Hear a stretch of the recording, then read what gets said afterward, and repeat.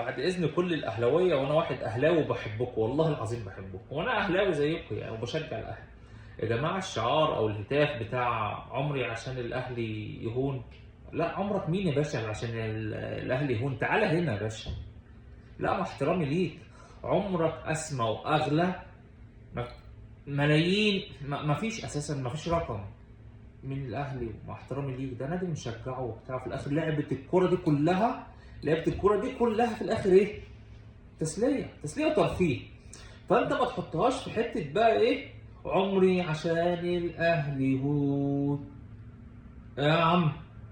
لا فوق، لا.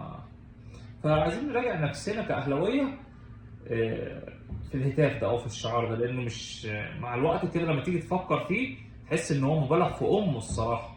يا عم بنتبسط وبنتفرج على المطوشه وبنشجع وبنتعصب احيانا، واحيانا بنطلع كده ايه على الطريق شويه وممكن نغلط نشتم، وده مش صح طبعا.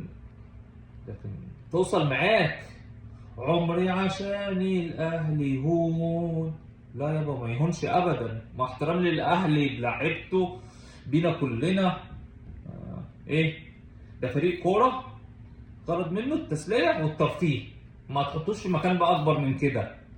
تمام تمام، سلام عليكم.